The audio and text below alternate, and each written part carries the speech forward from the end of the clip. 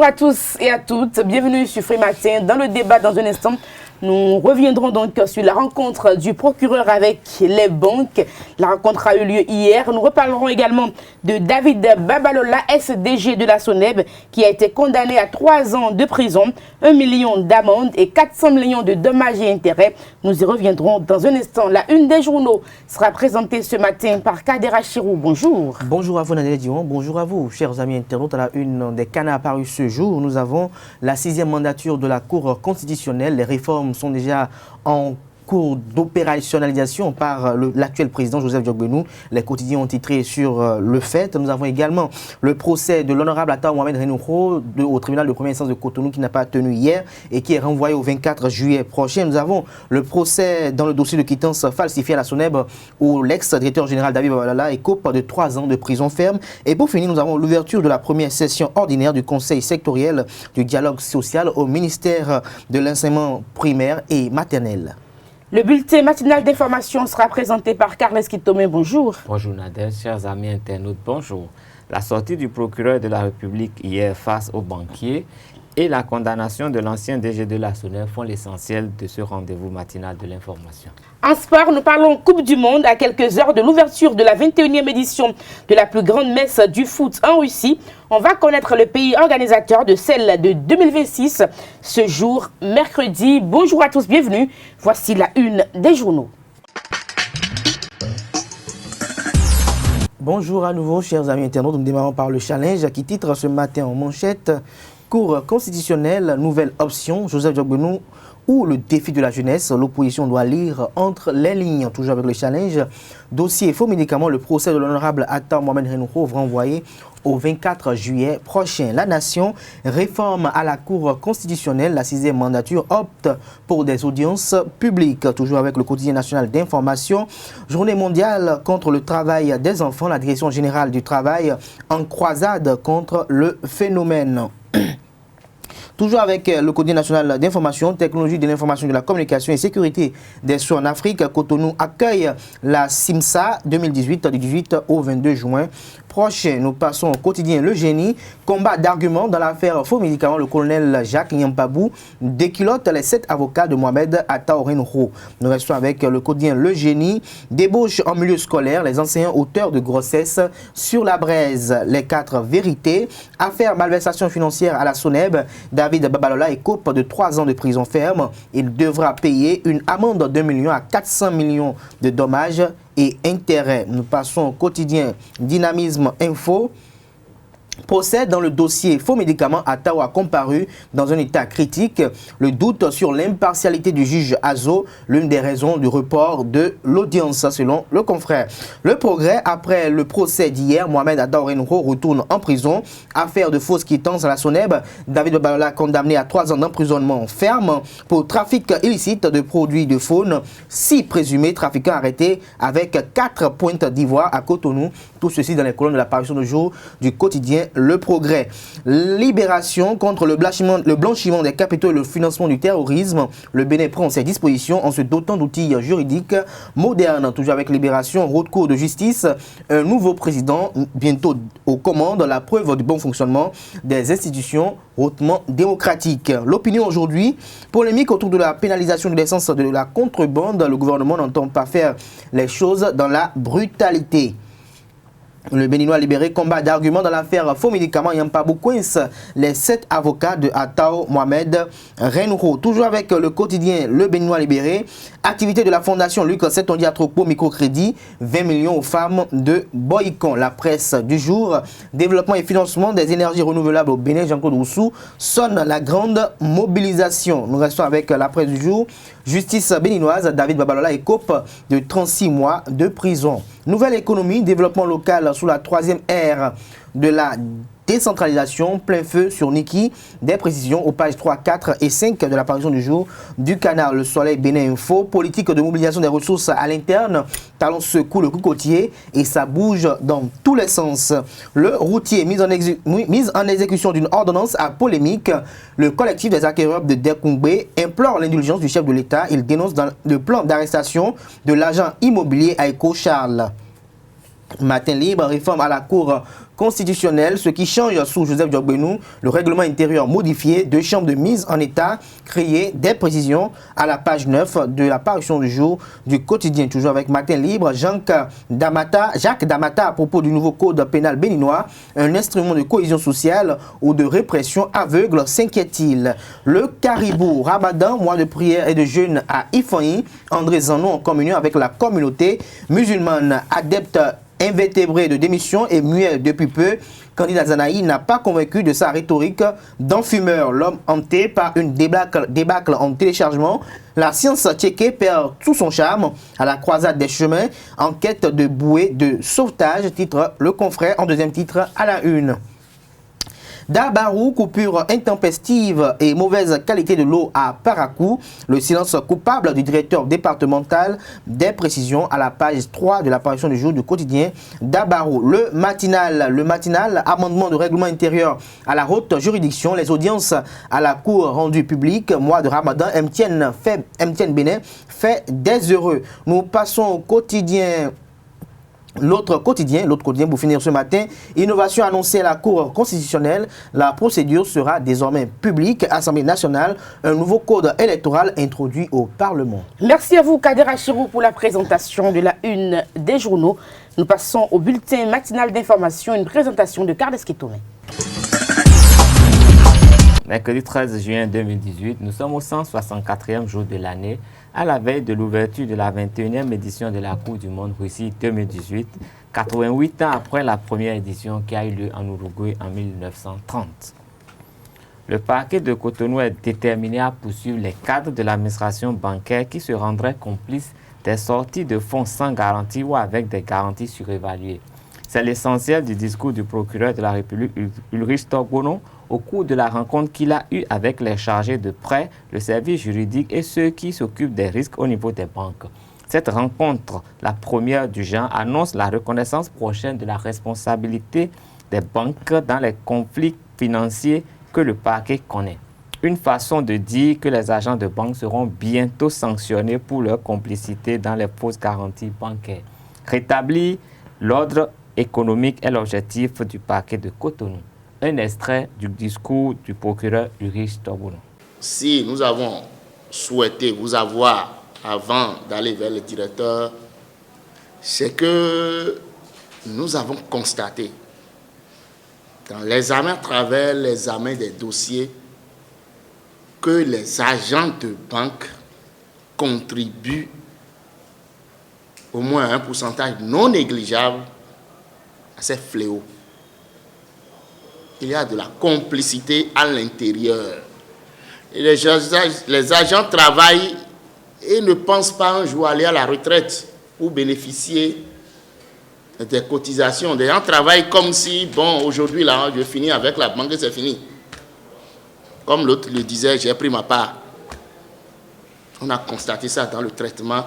Le traitement, si on vous a appelé, vous êtes des cadres bien formés, c'est que on a besoin de votre compétence pour limiter, on ne peut pas enrayer, mais pour limiter les dégâts. Le service risque et le service juridique. Nous avons constaté qu'il y a des documents que le service, les deux services, certains apprécient avec de la souplesse. On a constaté ça.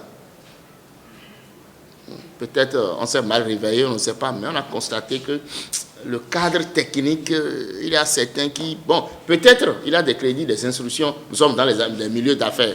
Il faut attirer l'attention du décideur sur ces faits-là. Je prends par exemple les garanties. Vous savez bien que Cotonou, avec le temps, l'érosion côtière est là. Nous savons qu'une bonne partie de Cotonou est dans les marécages. Nous savons qu'avec la corruption, de temps en temps, les gens ont pu avoir des TF, même au niveau de la berge lagunaire, dans les bas-fonds, des TF qui sont actuellement engloutis par la mer. Nous savons tout ça là. Et on vient chez vous On fait le travail, on a le crédit. C'est une réalité. Nous savons, voilà, c'est fait là. On va faire ce recouvrement là. Comment? Actuellement, avec la révision du code foncier, l'article 112-1, si j'ai bonne mémoire, 112-1, qui parle du morcellement du pH, qui règle les questions de pH. Il y a ce problème-là au niveau des banques. Vous avez une porte de sortie, personne ne l'exploite. Parce qu'en amont, on avait eu des pH qui étaient mal positionnés. Donc, le service juridique des banques, nous allons vous inviter à vous reprendre au sérieux. C'est pour vous dire que nous allons commencer par poursuivre, je pèse bien mes mots, les cadres techniques des banques qui, dans l'exercice de leurs fonctions, ont été défaillants. On le fait déjà pour l'administration. Vous allez voir, les cadres au niveau de l'administration, dans la défaillance, sont poursuivis pour abus de fonction. Mais il en sera davantage au niveau de toutes les banques qui sont de mon ressort. On a constaté qu'un crédit a de problèmes. On passe à l'examen des dossiers, surtout quand nous allons examiner les dossiers de détournement de crédit. Quand nous constatons que le cadre technique au niveau des banques a été défaillant, il sera poursuivi pour complicité de détournement de crédit.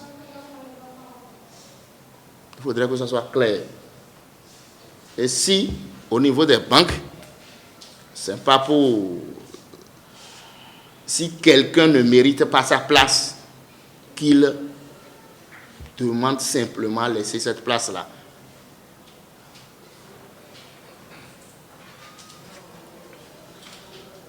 Au niveau ceux qui gèrent les risques, attirez l'attention de vos responsables sur le système informatique, les intrusions, les attaques.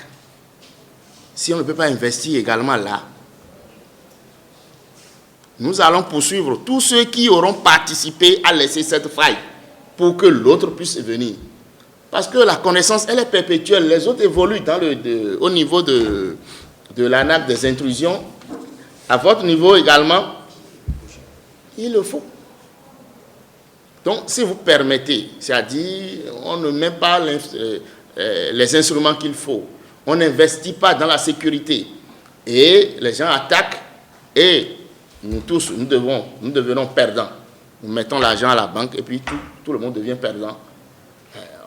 On ne va pas laisser. Hein. Ce que nous sommes en train de vous dire, nous allons encore répéter cela à vos responsables hiérarchiques. Mais on commence par vous, pour que nous ayons la lettre.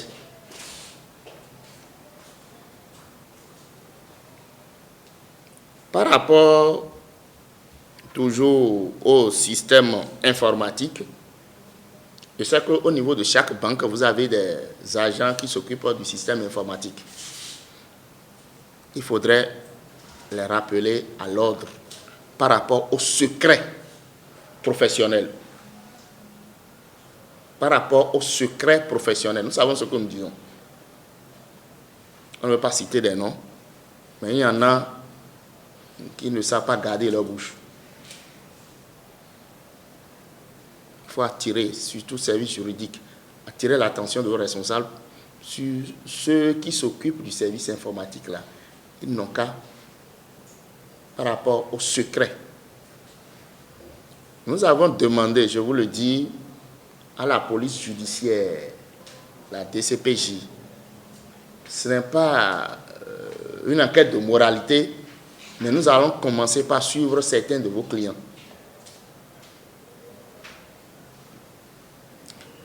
Parce qu'il y a des crédits qui mettent en péril toute la banque et même vos fonctions, vos gagne-pains.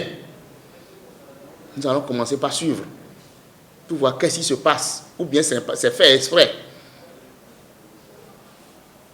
Donc nous attirons votre attention sur ça. Mohamed Attao Renouho retourne en prison et ce jusqu'au 24 juillet tout au moins. C'est la conséquence du report de l'audience du procès dont il fait l'objet dans le cadre d'une fraude douanière. Cette décision du juge est motivée par l'absence de la douane béninoise au prétoire. Dans l'incapacité d'ouvrir les débats, le juge a purement et simplement renvoyé l'audience au regret des avocats de la défense. Maître Aboubakar Ba-Parapé exprime ses inquiétudes en ce qui concerne la procédure. C'est renvoyé, c'est ça l'issue. Le procès a été renvoyé au 24 juillet, 24/7 et non 24 juin. Pour continuation, parce que vous avez vu, ce dossier a été pris dans l'audience normale du président. Vous avez vu qu'il y a beaucoup d'autres détenus dans la salle. Il a eu à prendre d'autres dossiers avant de prendre notre dossier, le dossier Attao Renouho. Bon, si il a estimé, si on doit continuer, peut-être qu'on ira jusqu'à la fin de la journée, alors qu'il y a d'autres qui attendent également d'être jugés. On a soulevé deux exceptions. La première, c'est l'exception d'incompétence. C'est-à-dire, on a dit que, étant donné que le dossier est déjà entre les mains du juge d'instruction, lui, juge des flagrants délits, il ne peut plus juger l'honorable, parce que c'est les mêmes faits. Tout ça tourne toujours autour des médicaments, même si aujourd'hui, les avocats du gouvernement, les avocats de la partie civile disent que non, que c'est une autre infraction, c'est l'infraction douanière. Mais une infraction douanière, c'est lié aux médicaments. Ce n'est pas lié à l'importation de cailloux ou bien de granit, de choses de la Norvège. C'est lié à l'importation de médicaments qu'on est en train d'imputer à tort donc à Attao Renouho. Donc c'est pourquoi on a dit non. D'abord, le dossier est pendant devant le juge d'instruction.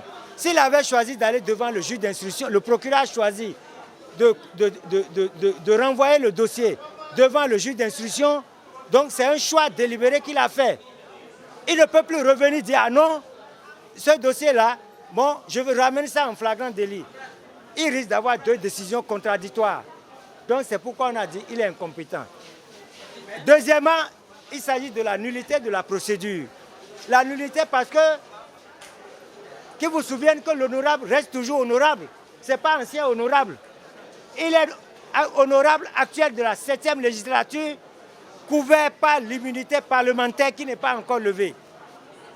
Donc, tout acte posé dans ce sens, alors qu'il est couvert de l'immunité parlementaire, donc est nul et de nul effet.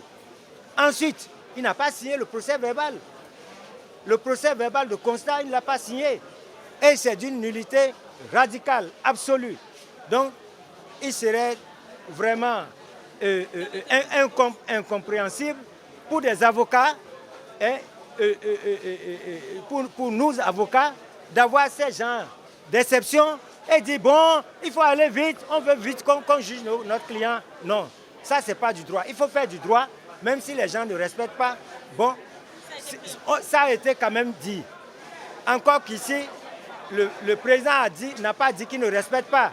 Il a dit bon, qu'il a pris acte de ce que nous avons dit, mais on va joindre ça donc au fond. C'est-à-dire, il réserve ça et chacun va parler d'abord.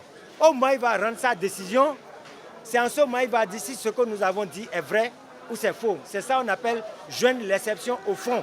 Et c'est parce qu'il a fait ça, mesdames et messieurs, que nous avons pu écouter le directeur des recherches et des renseignements de la douane, des enquêtes, voilà, de la douane, à qui nous avons posé beaucoup de questions. On était en train toujours de lui poser des questions quand le tribunal a trouvé bon, peut-être c'est déjà trop long, et l'a renvoyé. Il n'y a aucun incident, tout le monde, nous sommes tous respectés, et puis on attend le 24 juillet. Restons au tribunal de Cotonou pour constater le verdict dans le procès de l'ancien directeur de la Société Générale des Eaux du Bénin, Soneb, David Babalola. 3 ans de prison ferme, 400 millions de dommages et intérêts et 1 million d'amende, c'est la peine dont écope l'intéressé qui de son côté ne cesse de crier au complot dans cette affaire de taxe sur valeur ajoutée TVA. En dehors du Bénin, les juges de la Cour pénale internationale ont ordonné l'acquittement de l'ancien vice-président de la RDC, Jean-Pierre Bemba, le vendredi dernier. il a été relaxé des accusations des crimes de guerre et des crimes contre l'humanité. Une sentence qui n'est pas assortie d'une libération immédiate.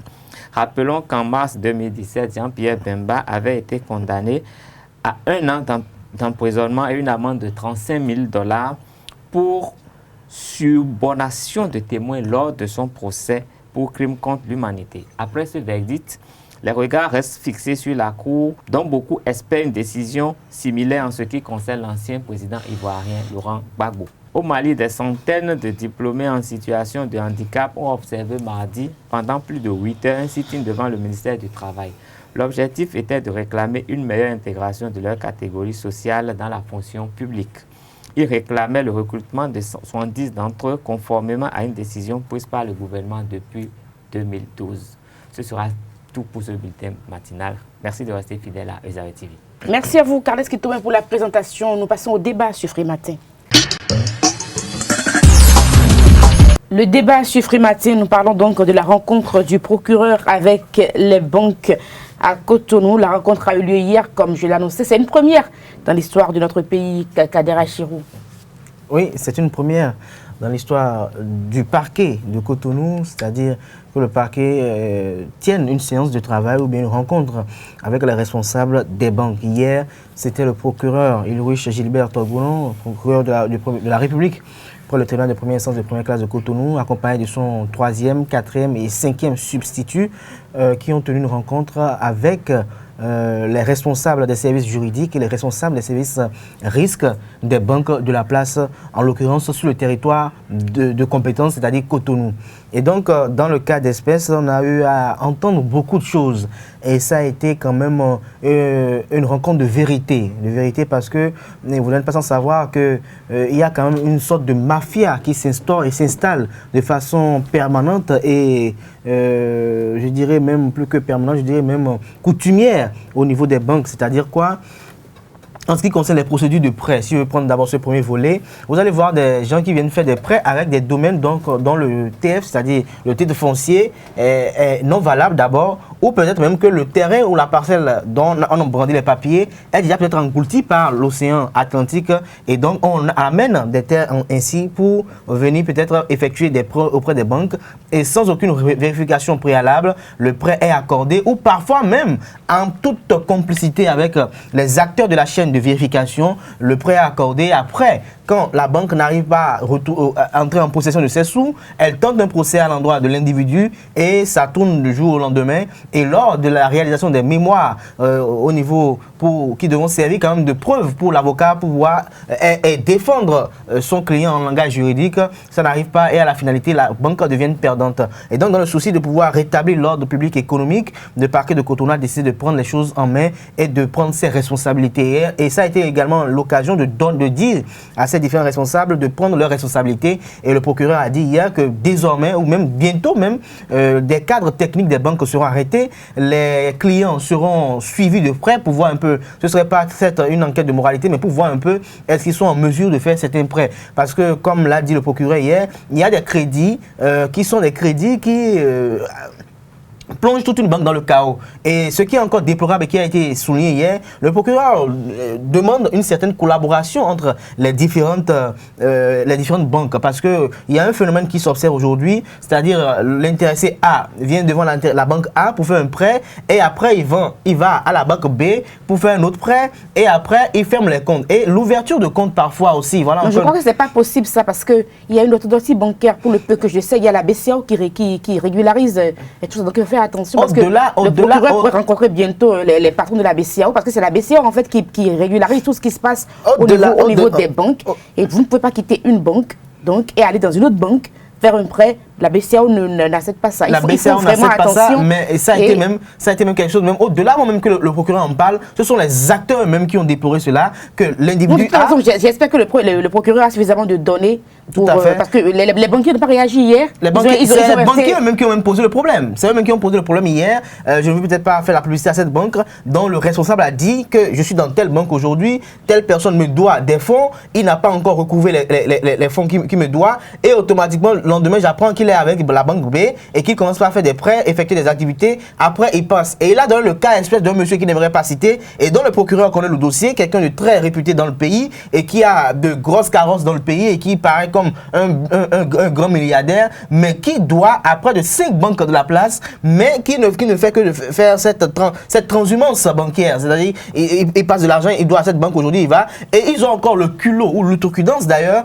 de regarder les banquiers en face et leur dire votre dossier ne va pas aboutir, ça va échouer, ça va faire ci, ça va faire ça, parce qu'ils ont des assurances sur leur système de corruption au niveau des responsables. Donc là, c'est pas la faute à la banque, c'est pas la faute aux banques dans ce cas d'espèce-là. C'est sûr à quoi le procureur dit que c'est la faute aux acteurs responsables. Parce qu'on ne peut pas comprendre, par exemple, quand on parle le code sur le foncier, par exemple, où c'est interdit, par exemple, que le domaine public n'est pas exploitable. On ne peut pas prendre le domaine public pour le louer, on ne peut pas le saisir. Il est insaisissable et imprescriptible.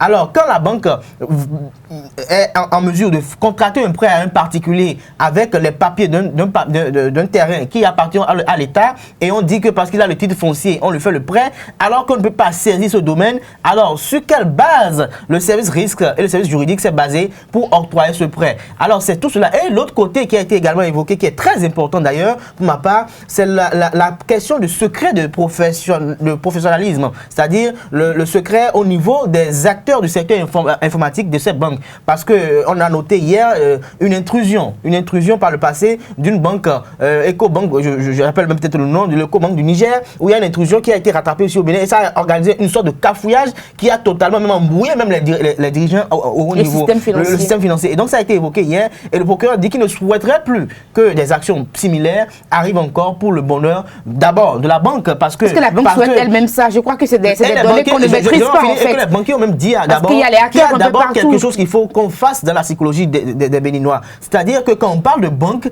ils pensent que c'est une industrie qui a peut-être une machine qui découpe des billets. Mais ils ne savent pas que cette industrie ou bien cette institution bancaire regorge les fonds des salaires de vous et moi, et ce sont ces salaires-là qu'ils tournent en rond pour essayer quand même de faire ci et de faire cela. Et donc ça fait un véritable problème qui se pose aujourd'hui avec la cybercriminalité. Ça a été déploré par le 5e substitut qui dit qu'on constate aujourd'hui avec beaucoup de déploration, beaucoup de consternation. Mais les banquiers, comment ils ont réagi? Les banquiers, leur réaction par rapport à ce procureur, c'est que d'abord, ils ont trouvé très opportun cette sortie ou cette rencontre. Ils demandent à plus de collaboration entre le parquet et eux, parce que les responsables disent parfois qu'il y a des limites en ce qui concerne le pouvoir. Quand le responsable juridique dit qu'il veut faire ci, qu'il veut faire ça, parce qu'il voit peut-être des failles, et que dans l'opérationnalité peut-être, ou l'opérationnalisation, le directeur peut-être des affaires de négociation et autres pense que ce serait plus rentable pour la banque. Parfois, il y a des conflits d'intérêts et parfois la finalité, on n'arrive pas à s'entendre. Et le procureur a dit quelque chose qui est très important, parce qu'il dit après qu'ils vont aller au-delà de cela. Dans les banques, on va voir un peu qui fait quoi, où et comment. Parce qu'on a constaté, et le procureur a dit, qu'il y a des PCA, des présidents de conseil d'administration ou des membres de conseil d'administration qui nomment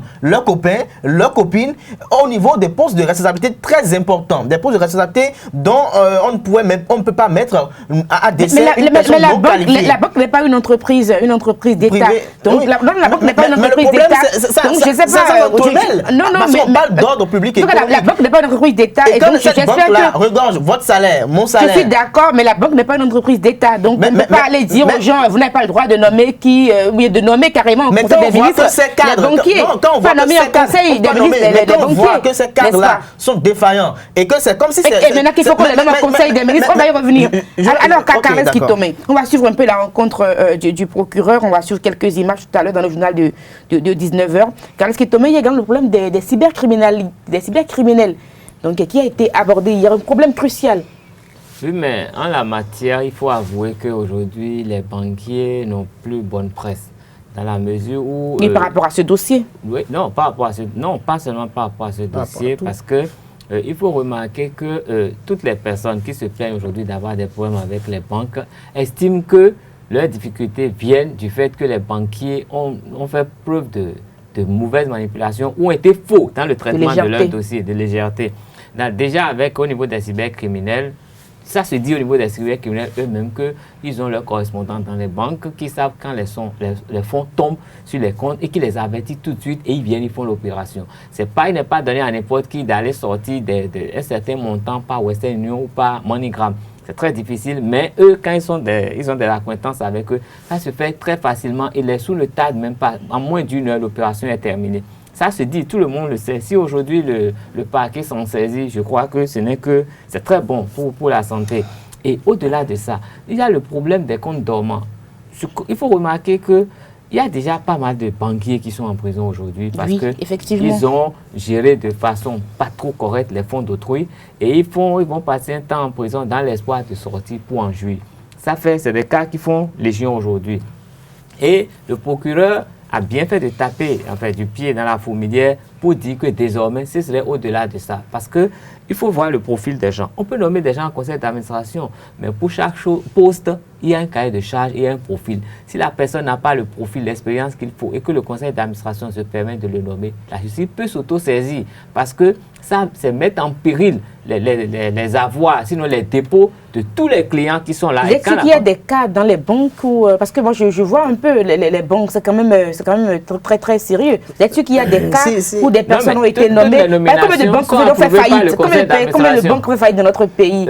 Non, mais... Donc je me dis quand même que si on nomme des copains et copines, comme on le dit, des amis et qu'il n'y a pas le profil, il y a longtemps qu'on aurait des problèmes, il y a longtemps que les banques seraient parties aux éclats. S'il n'y avait pas eu le procès de Laurent Mentagnon, je doute que beaucoup de Béninois sachent que la BIBE était sur le point de fermer. Donc les banques, il y a les bonnes et les mauvaises saisons.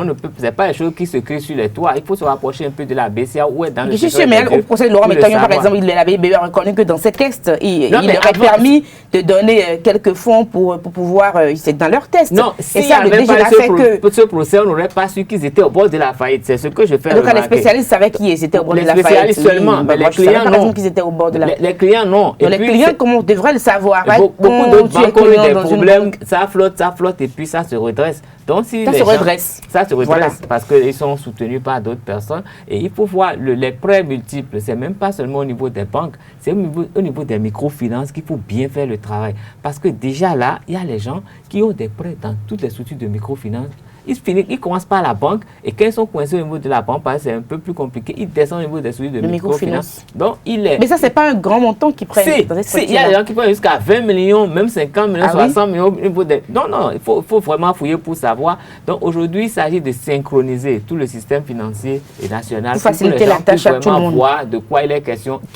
Allez-y rapidement, nous allons parler de Babalola. Allez-y rapidement. Très rapidement, je dirais que les banques, pour la plupart, j'ai entendu certains responsables, certes, ils ne l'ont pas affirmé, ils n'ont pas été affirmatifs, mais il y a des banques qui sont sur le chemin de faillite.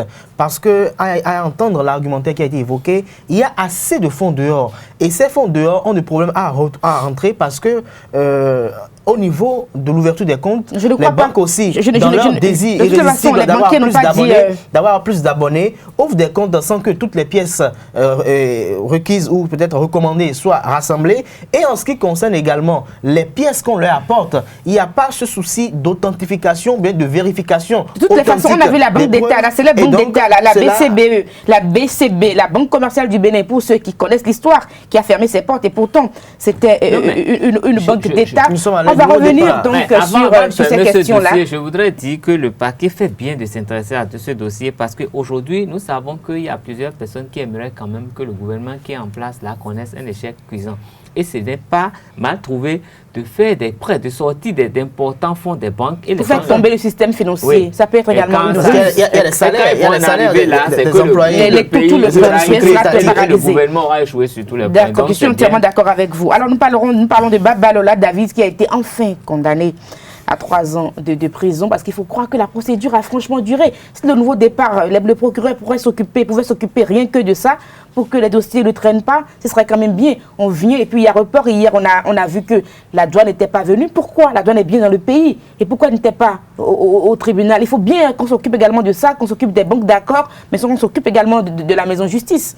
Charles Kitomé. C'est le mot enfin en votre développement qui me désole. Ça a trop traîné. Vous êtes allé tellement au reportage pour Babalola et on est revenu pour dire reporter. On est reparti encore. Quelqu'un qui est condamné, on dit enfin. Enfin, c'est vrai que c'est pas une enfin, il a la paix du cœur, parce qu'il sait qu'il est condamné. Mais tout au moins, il est fixé sur son corps, il sait à quoi s'en tenir. C'est qu'il est là maintenant pour 3 ans. Mais il faut savoir qu'il y a un proverbe biblique qui dit un arrangement même médiocre vaut mieux qu'un procès. Parce que quand vous commencez à aller au tribunal, tout est compliqué. Et le juge, avant vraiment de prendre sa décision, a envie de savoir le fond des choses, a envie en fait, d'avoir toutes les informations pour ne pas prononcer un mauvais jugement. Et pour le faire, il faut du temps, il faut écouter des gens sur des durées, sur des périodes. Vous pouvez dire quelque chose aujourd'hui qui pourrait sembler aller contre vous, mais en fouillant de près, ça peut être en votre avantage. Donc c'est pour cette raison que ça dure. Et quand tout le monde n'est pas venu pour se prononcer, dire ça pas de vérité, le procès ne peut pas aboutir. Donc c'est très compliqué d'aller là-bas. Donc moi je dis, aujourd'hui c'est vrai que Atta aussi il est là-bas, mais quelles que soient les choses, si ça peut se régler en dehors, ou si l'homme peut avoir l'intelligence d'éviter de tomber dans le travail de la justice, ce serait vraiment mieux pour tout le monde. Parce que lui, on dit qu'enfin il est condamné, mais il y a des gens qui étaient en prison avant lui, et dont les verdicts ne sont toujours pas connus et dont les procès ne sont même pas encore programmés. Et donc, c'est pas heureux. Kader Achirou. Vous avez estimé que le procureur devait se charger ou bien se préoccuper également de ça? De cela. Je pense qu'il y a plus urgent dans la République. Il y a plus urgent que la justice de la République? Quand il parle de plus urgent, c'est que vous avez déploré... Alors qu'il y a des personnes qui croupissent dans les prisons, vous avez déploré dans de mauvaises conditions. Vous avez déploré l'absence de la douane. Et quand on sait le devoir de la douane dans la douane a un service juridique, la douane a des avocats. Je pense que c'est pas les avocats qui vont contrôler les... C'est la douane qui a présenté, qui a porté plainte contre le député Atta Mohamed Henouko. Il y a des raisons qu'il soit là. Il y a des raisons qu'elle ne soit pas absente. C'est une obligation. C'est une obligation. C'est une obligation, mais si au moment où la douane avait sa disponibilité ouverte et que le député n'était pas disponible ou était introuvable, donc ne soyez pas surpris. C'est pas lui. Non, c'est quand il est revenu que la plainte a été. C'est quand il est revenu qu'il y a eu la plainte. C'est pas qu'elle était en dehors du territoire national. La dernière des plaintes. Je pense que c'est la dernière des plaintes. Oui, il était là déjà. Mais dans le cas d'espèce, accepter que une seule absence de la douane. Accepter également que soit fait. Parce que c'est pas parce de la justice.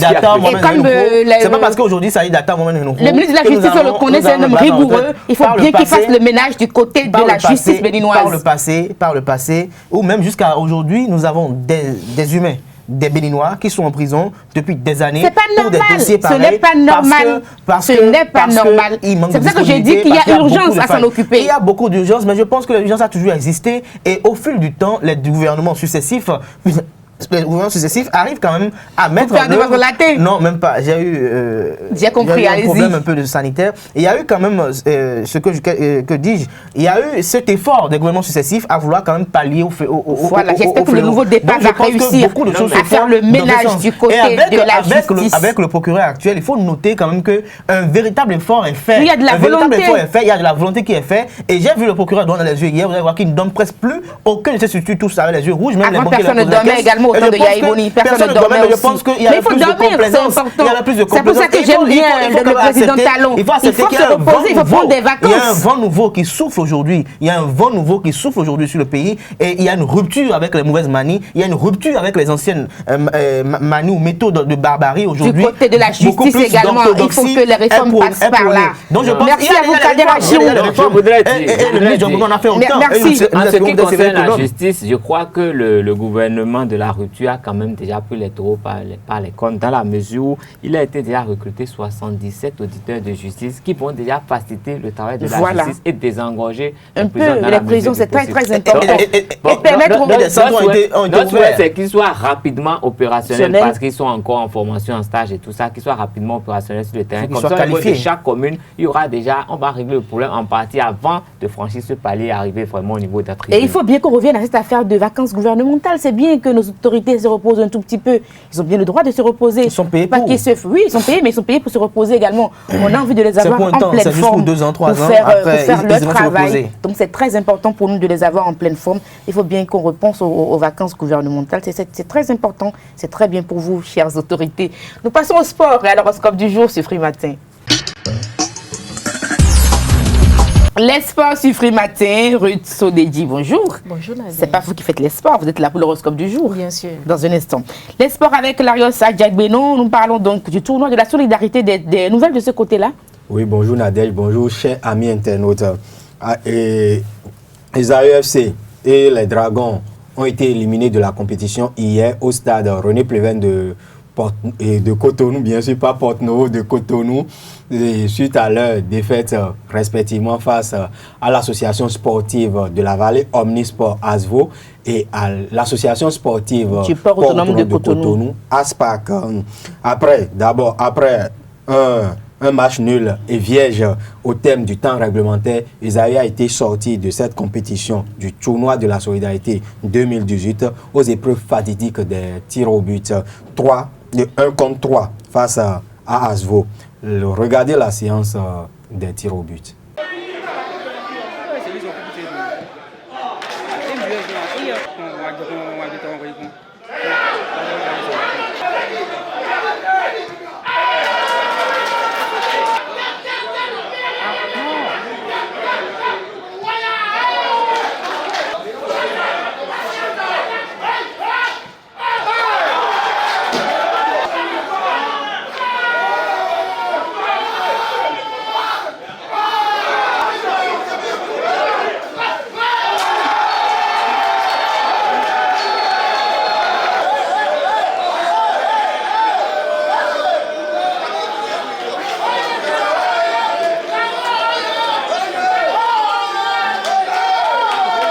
Il est toujours difficile de s'exprimer juste après un échec. Les demi-finalistes malheureux ne se sont pas livrés à nos micros. Par contre, l'entraîneur des vainqueurs du jour, Ibrahim Da Silva, lui, il a fait. Suivez-le. Au regard des résultats, nous qualifier en fait, ce soir déjà pour la finale, je trouve déjà que c'est fait.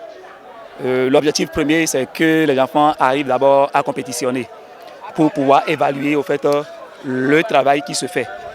Mais là, ils se sont fait plaisir jusqu'à atteindre l'étape de la finale. Je trouve pour moi que c'est déjà pas mal. Quoique, il y a des choses encore à peaufiner. Et le tournoi en fait, nous aurait permis de pouvoir en fait, voir quels sont les ratés et là où il faut colmater les brèches.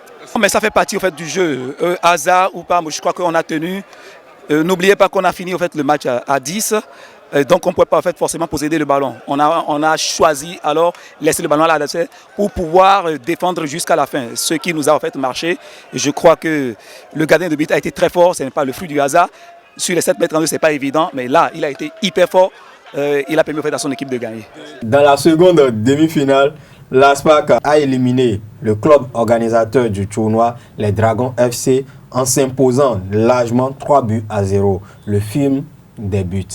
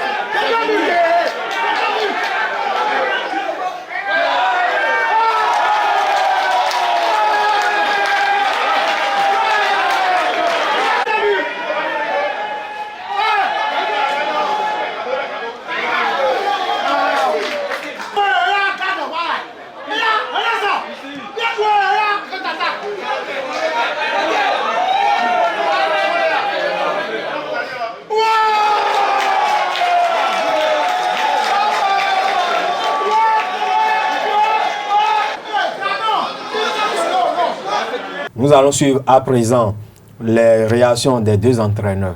Il fallait le faire ce soir parce que j'ai déjà mes joueurs depuis le début du match, du tournoi, ils sont en train de monter en puissance. Aujourd'hui, on joue face à une équipe, disons, populaire. Donc, il faut sortir le grand jeu ce soir. Je pense que même Poulain ont sorti le grand jeu aujourd'hui et j'en suis fier. Parfois, quand on devient facile, on pense que c'est en face. Non, moi j'ai observé déjà 2 matchs des Dragons de Lemay. J'ai vu un peu comment ça joue de l'autre côté. Si vous avez remarqué ce soir, j'ai mis carrément tout mon milieu sur le terrain. Ce n'est pas un hasard. J'ai anéanti ce qui est en face. C'est ça qui a produit le résultat de ce soir. Il y a certains événements qui se produisent dans la vie du football. Nous avons joué hier, vraiment. hier soir à aujourd'hui, ça fait 24 heures. Nous avons fait un voyage. La récupération, tout ça là, vous voyez, c'est des facteurs de performance. Donc, quelque peu, les joueurs sont fatigués. Bon, ils ont suivi jusqu'à un certain moment de la rencontre. Et après, il y a eu quelques erreurs de défense. Certains de mes joueurs étaient un peu fébriles et on a encaissé 2 buts sur hésitation des 2 défenseurs centraux. C'est des choses qui arrivent, c'est le football. Nous sommes là pour corriger. Mais ce qui est un peu dommage, c'est que nous sommes en pleine reconstruction de notre équipe, à plus de 98%. Donc, il n'y a pas à se leurrer. Si les opportunités nous ont offertes, je dirais, nous ferons davantage ce que de mieux. Donc, nous n'attendons que ça. Reconstruire une équipe est tout à fait difficile que d'aller sur ce qui a été fait ou bien sur une base donnée. Donc, c'est ce qui a un peu travaillé au malheur de notre équipe cet après-midi. Les enfants sont tout petits peu fatigués. Ça, je le connais. Le match de classement et la finale se jouent cet après-midi sur les mêmes installations, la pelouse synthétique du stade René Pleven de Cotonou. USAE, Dragon à 14h pour la 3e place et Asvo à Aspac à 16h pour la grande finale. Ces affiches sont des remakes des matchs de groupe. Coupe du Monde, nous sommes à la veille de la 21e édition de la Grande Messe de foot en Russie et on va connaître aujourd'hui même le pays qui organise en 2026 cette coupe, c'est ça? Tout à fait, Nadia. Le verdict sera connu, comme vous l'avez dit, à la mi-journée ce mercredi au terme du vote de 207 des 211 membres, associations membres de la Fédération internationale de football, association FIFA. La planète foot va vibrer effectivement à partir de demain, jeudi 14 juin 2018, au rythme et cadence des dribbles, des gestes techniques, des buts d'anthologie, des sensations et hautes émotions pour un mois dans le cadre de la Coupe du Monde Russie 2018. Mais avant le coup d'envoi de la compétition, le congrès de la Fédération internationale de football association se réunit aujourd'hui même à Moscou pour désigner le pays organisateur de l'édition 2026. Après 4 candidatures malheureuses et face à celle conjointe des États-Unis, Canada et Mexique, le Maroc garde son souffle. Il faut dire que le Maroc, il n'y a pas un bloc solidaire des pays africains membres de la Fédération internationale de football de la FIFA derrière le Maroc, le Libéria, l'Afrique du Sud, à cause des intérêts économiques avec les États-Unis, ont décidé de ne pas soutenir la candidature marocaine. Et il faut dire que Donald Trump, le président américain, est passé par là parce qu'il a menacé tous les pays qui vont voter en faveur de la candidature du Maroc pour l'attribution de l'édition 2026 de la Coupe du Monde. Et il faut noter que cette Coupe du Monde va se jouer à 48 équipes. On va passer de 32 actuellement à 48 équipes. Merci à vous, Larry Sajak-Beno. Nous passons à l'horoscope du jour avec Rutso Deji. Amis internautes, bonjour. Bienvenue sur le 3e numéro astral de votre émission. Pour chaque signe, en commençant par les amis béliers, vous aurez besoin de travailler en équipe, éliminer les tensions avant qu'elles nuisent à votre efficacité. Pour les amis taureaux, la patience s'installe, chers amis taureaux, dans votre vie affective. Mars vient dynamiser l'ambiance, profitez-en pour oublier vos démêlés et prendre du recul. Une rencontre fructueuse est en vue. Amis Gémeaux, la nouvelle lune vous invite sur le devant de la scène et vous invite à prendre en main votre destin et à agir pour orienter un nouveau cycle d'expansion qui débute dans le bon sens. Amis Cancer, la nouvelle lune vous invite tous à vous replier un moment à l'abri des bruits du monde pour finir vos plans et stratégies et peut-être vous interroger sur leur solidifier et légitimité avant de passer à l'acte. Chez les amis Lions, la nouvelle lune vous invite tous à attirer des plans sur la commerce et à vous investir pour ouvrir et bâtir votre avenir. Cette journée chez les amis Vierges serait douce tous à traverser. C'est le moment de penser davantage à vous et à vos proches et surtout à leur faire du plaisir. Pour les amis Balance, la nouvelle lune vous invite tous à vous dépasser et à briller et prendre confiance en vous, sans toutefois forcer le passage ni vos effets. Amis Scorpion, chez les rois de la pique, ne vous laissez pas déconcentrer par les conseillers de votre entourage. C'est à vous qu'il revient de prendre les décisions, mais que personne. Pour les amis Capricorne, la nouvelle lune vous recommande tous de prendre compte de ce qu'ils vous disent et de rester à l'écoute de ce qu'ils arrive de faire un pas vers les autres, ce qui veut dire de faire un pas vers votre entourage. Ne vous enfermez pas sur vous-même, cela vous amènera à coup sûr de bons résultats. Pour les amis Verseaux, la nouvelle lune vous invite tous à retrouver vos manches et à faire preuve d'esprit de coopération pour faire avancer le chemin public plutôt que de trouver privilégier vos intérêts personnels à risque d'y en prendre les plumes. Chez les amis Poissons, la nouvelle lune vous invite tous à passer du temps en famille, que ce soit pour gérer l'intendance, prendre soin de vous et de votre entourage, concrétiser un projet immobilier en faveur de votre famille. Amis internautes, merci de nous avoir écoutés. Ravi de vous avoir servi. Passez une agréable journée. Ainsi se referme votre émission matinale Free Matin. Merci à tous et à toutes pour l'attention. À demain pour un autre numéro. Portez-vous bien. Au revoir.